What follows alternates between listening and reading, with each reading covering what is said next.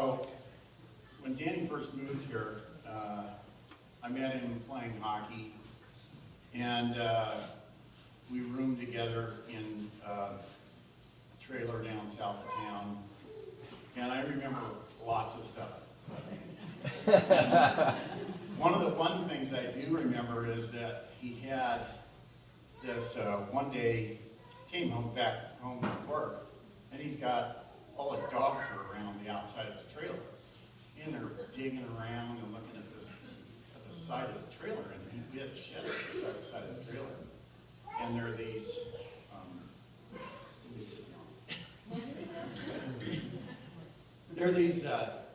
dogs that were in the side of this trailer, inside the trailer, scrubbing and scratching and everything.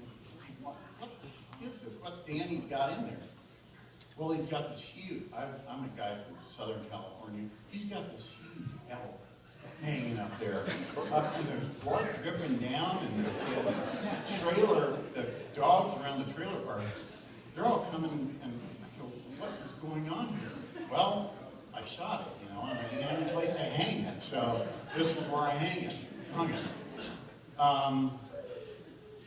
Mary, my wife, just reminded me there were good friends, and the girls were not born yet, but there was a gentleman named Stick, and it was affectionately Stick and Pants. Right there, and Pants is here. He always seemed to have names for everybody.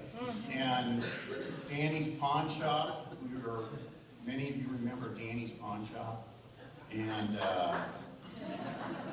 I remember one time going into, we were roommates, so we could say anything we wanted to say to each other, right?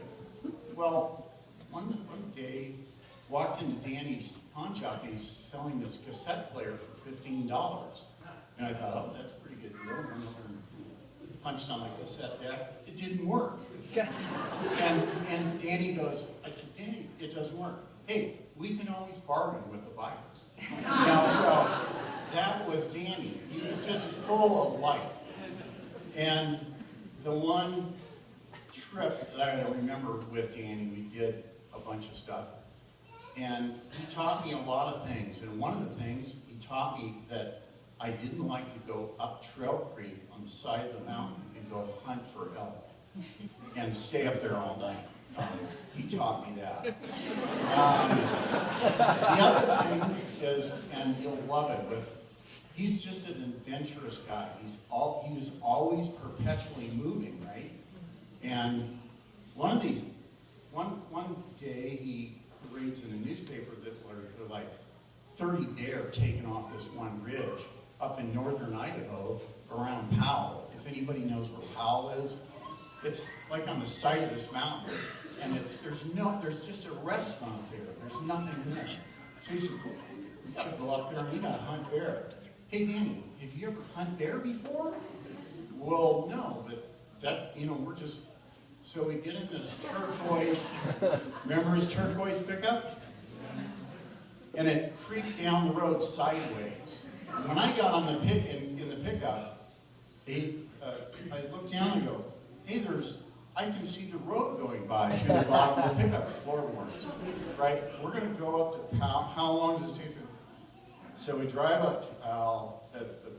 The truck is crabbing all the way up there sideways. And we get up into the sleepy town, going to the restaurant. And you know how Danny is. He's going to greet everybody. He's just a friendly guy.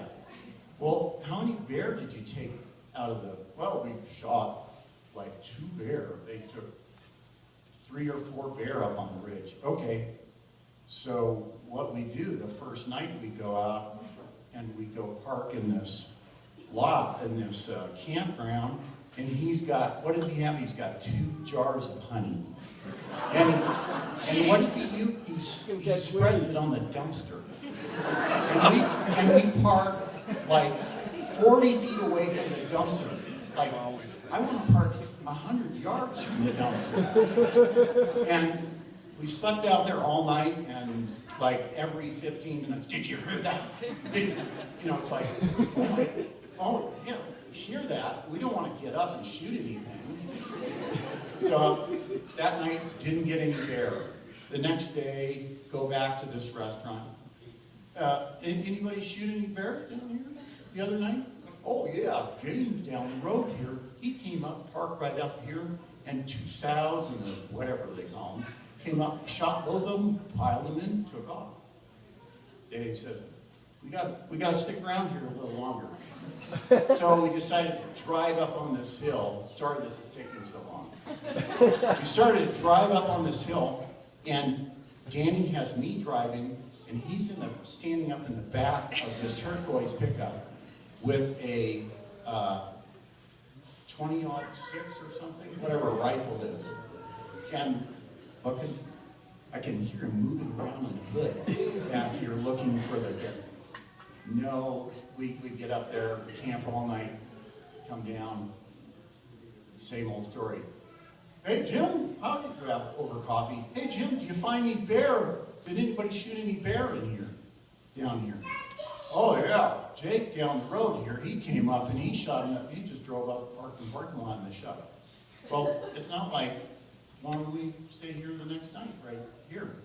No, we had to meet the local rancher orchardist, so we took the car that night, drove up in the orchard, and parked there overnight, and we interviewed the owner of the orchard, and he said, oh yeah, there's bear stuff all over the ground here. They're eating all the fruit and everything. So you'll get one here. So we're sleeping in the back of this pickup, and we hear about 2:30 in the morning, crash. And there's this, we get out of the pickup. It's night. It's nighttime. It's raining. It's a Hitchcock movie. And we don't know what we're doing. And I've got a flashlight. He's got a 30-06 and a 357 on his hip. You know, it's John Wayne stuff. And we go out, and I do the flashlight, and there's this cub that drops down out of the tree and runs off into the darkness. Well, hey, Danny says, let's walk up there and get him. And it's like, what are you talking about? So he's got the rifle, and I have a flashlight, and we start to walk up into the orchard. And 15 minutes later, we hear this flashing. I'm behind him. I'm trying to do the flashlight down his rifle sights so he can see the bear that he's going to catch. So we move the flashlight to the left, and there's this, and it's like, Danny, we need to go. And Danny's going, yeah, let's back up and regroup. So we went back down. What did we go? We went into the restaurant, right? What did they tell us? Yeah, he got one bear. So we went back to catch him, head between our legs. But that was the way Danny lived, and he always wanted other people to have the fun that he was having, right? Yeah. He always wanted, and when I found out that he passed away and that it might be a heart condition, of course he had a heart condition, because he had a big heart and he was giving it away all the time. And that's the way